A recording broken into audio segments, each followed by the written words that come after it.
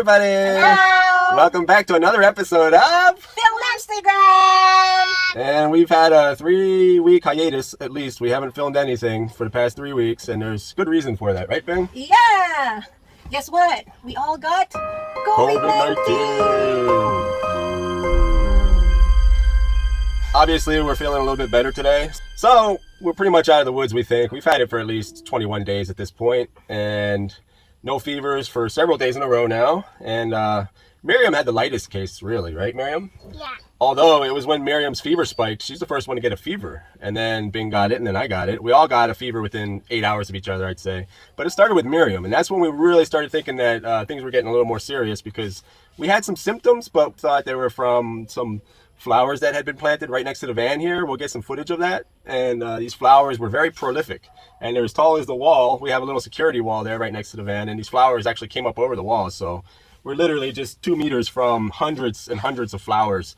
So our allergy symptoms that we thought were allergy symptoms, it started with runny eyes, and our eyes were kind of bothering us, both myself and Bing, kind of like burning and running a little bit, and then runny noses, a little tickle in the throat, you know, but everything could have been attributed to these allergy symptoms. And, you know, there was bumblebees, there's a bumblebee nest close by, and, you know, there was pollination going on with the flowers. So really, for probably the first 4 days or so, or 5 days, we thought we just had allergies. But when Miriam got the fever, then we started kind of getting back to reality, so to speak, because we were kind of just hoping that we had allergies. Yeah. You don't want to be one of those people that, you know, every time you feel something wrong with your body, you think you have COVID. But sometimes it's good to really be like that, because, like in our case, we actually did have COVID. So anyway, we got tested.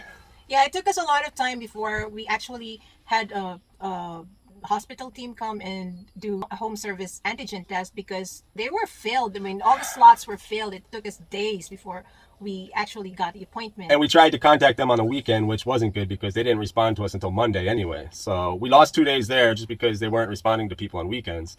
And by the time we did get a hold of them, it was a Monday, and they said they didn't have a slot until Wednesday? Yeah. The 8th. The 8th of September. And we got tested, and we got the results. They sent us the results within an hour, and we knew we were positive. And the good thing was that we've been living in this van, so we've been isolated. It's kind of like our own little quarantine facility.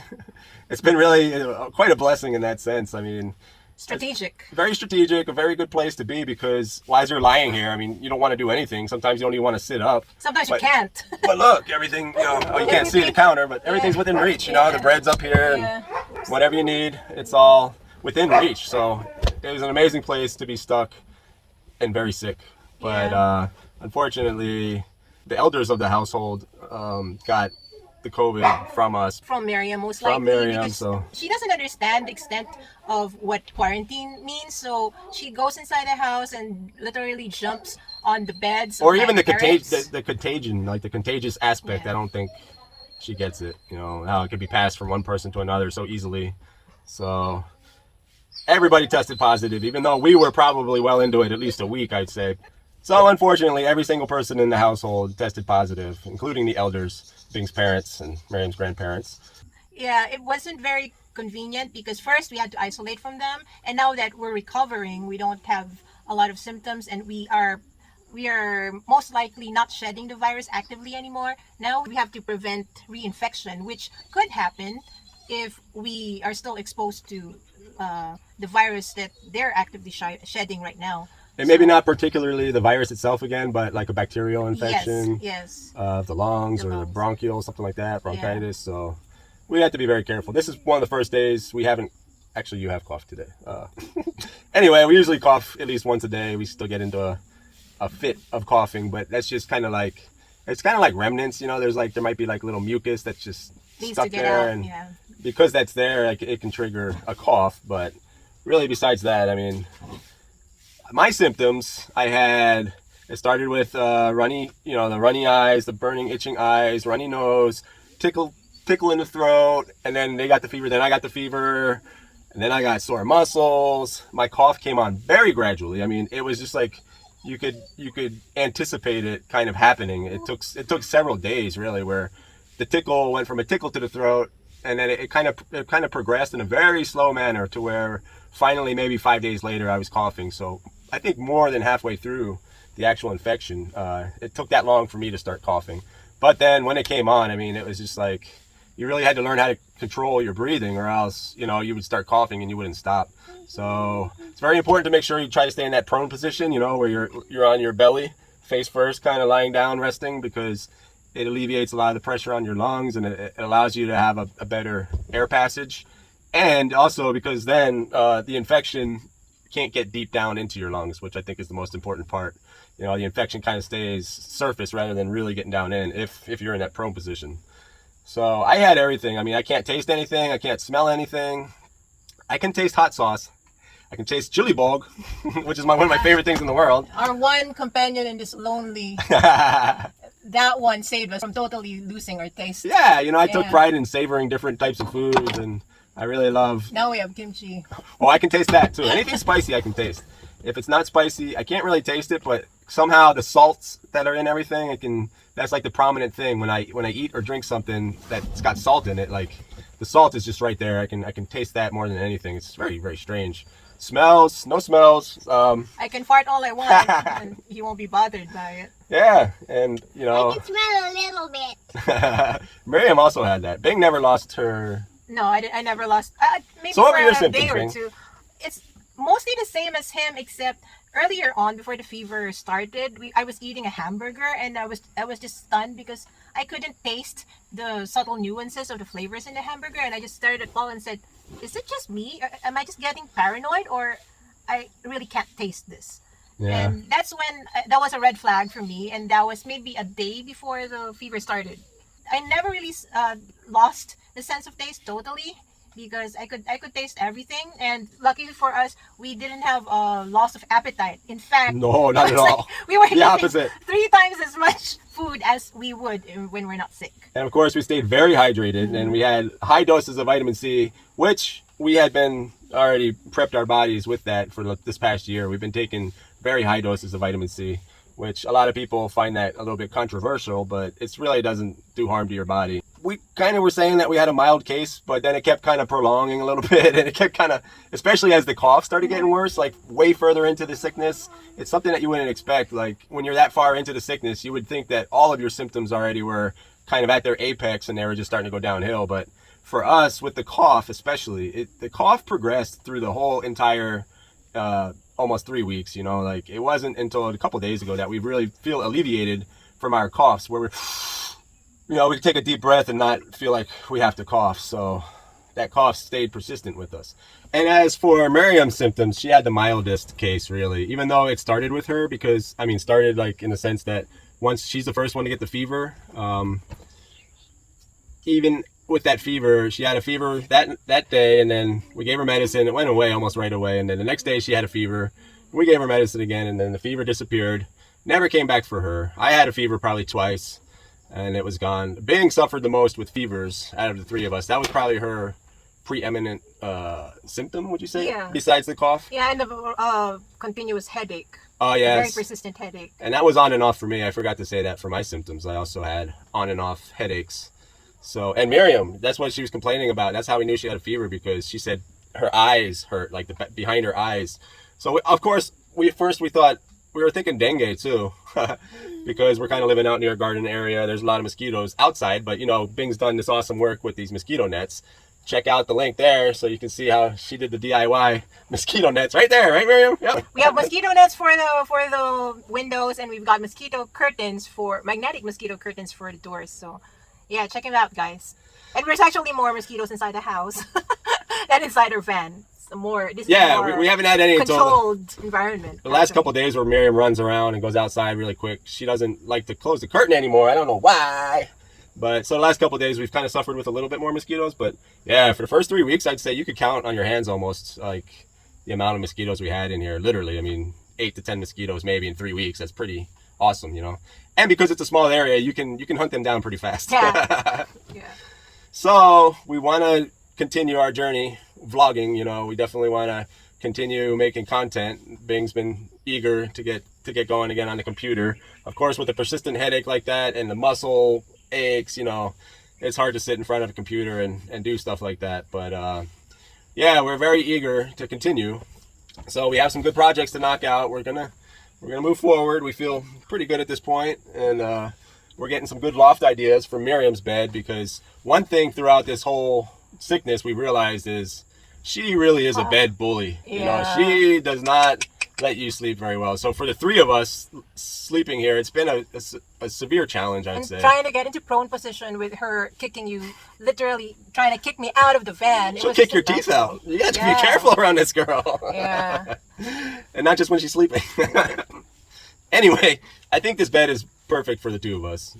Miriam needs her own bed. She needs her loft.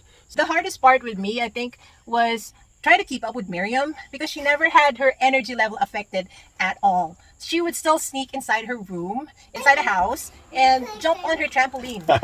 Yeah. You can imagine with an upper respiratory illness like this. Actually, she had a cough one day, and I think she coughed about 7 times. And that's it. That was the extent of her cough. Coughing. Of course, we were terrified though, but she pulled through. Her immune system seems quite strong. We're very proud of her. Yeah, she's built like a rock. Yeah. She doesn't look like it, but she's very strong, considering that you might not know this, but those of you who've been following us for a while, she's a premature baby, and she's had pneumonia, Her lung collapsed. Her lung collapsed. Her first few days of life. So. Yeah. And by some miracle, she was able to pull through that. And after that, her lungs were really, really strong. I mean, she could run around the house and not get tired. Several times.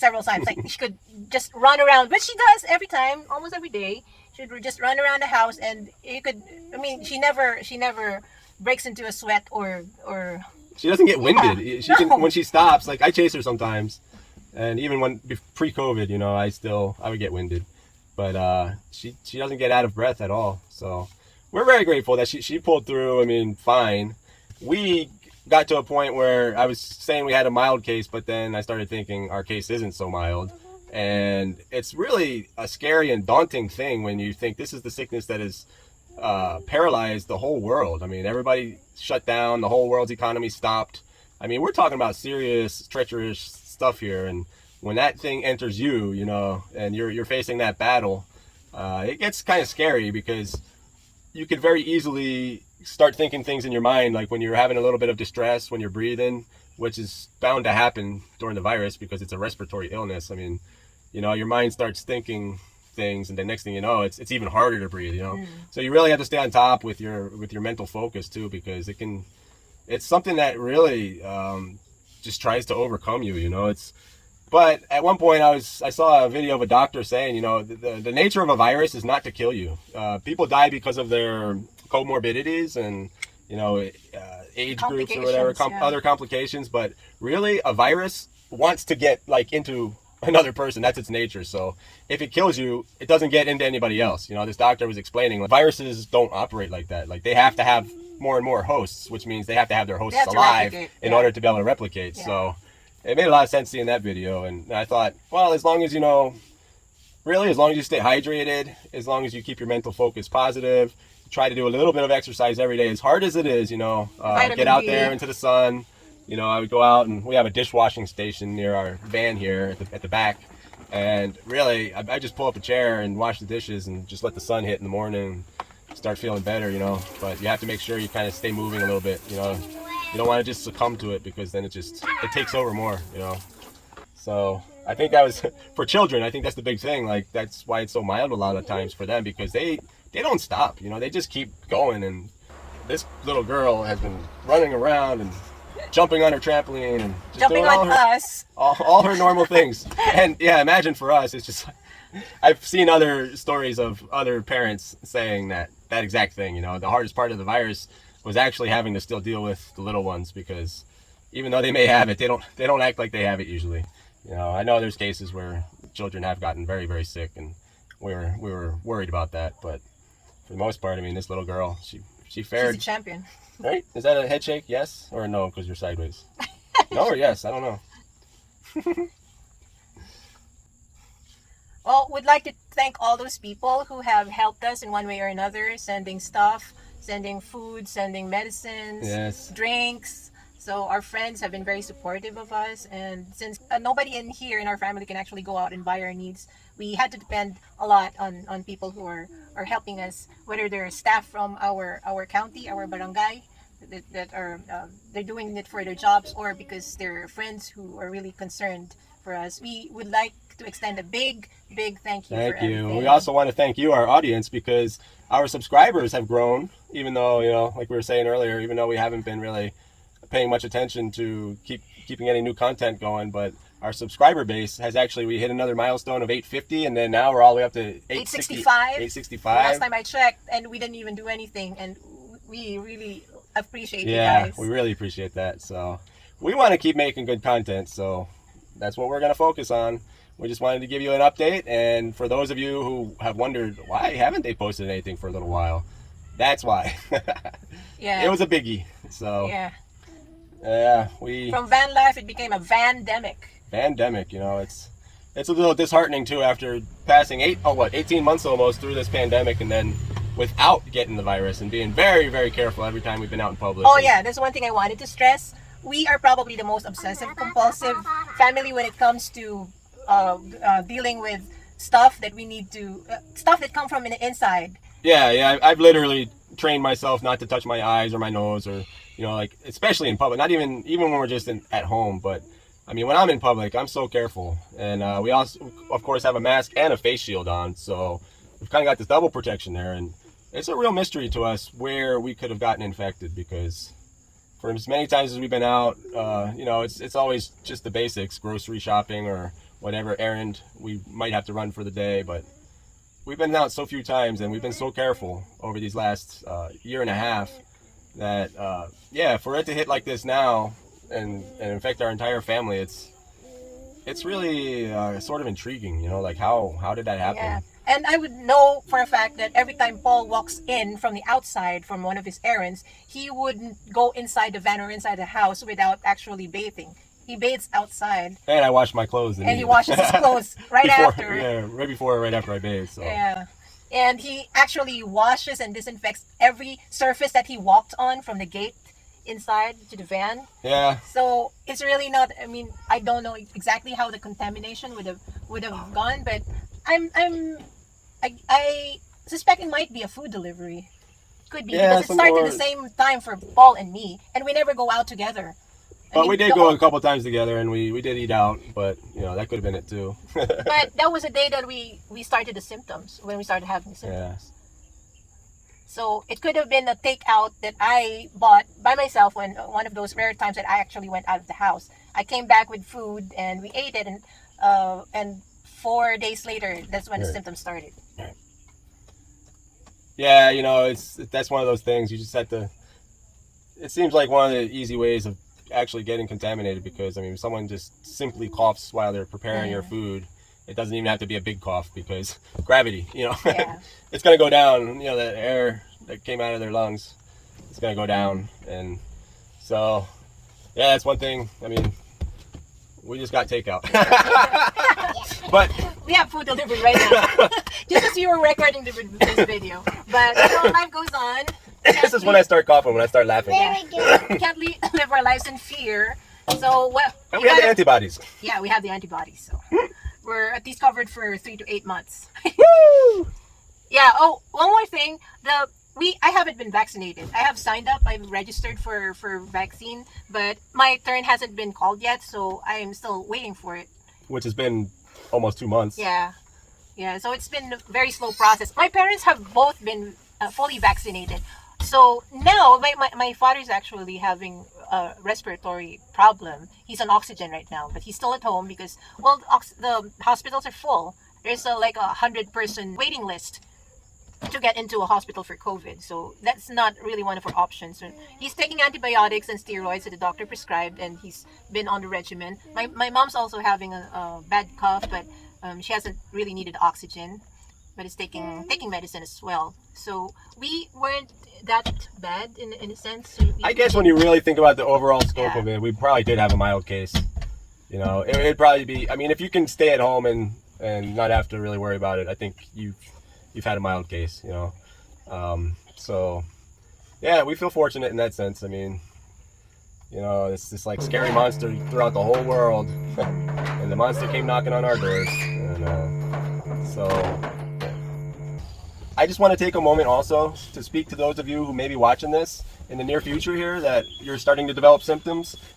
Just stay hopeful, you know, get yourself tested if you do think, you know, you've contracted it, and really stay hydrated, get that vitamin C boost, take more than you would ever imagine taking, and zinc, and keep yourself a little bit active. I mean, you're going to be tired, you're going to be exhausted, but as long as you stay very, very hydrated and keep that vitamin C going, and keep your hopes up, you know, more than 98% of people worldwide statistically make it out of this. So you have to keep that in mind, you know, that you're going to be one of those 98%. You're not going to be... Miriam!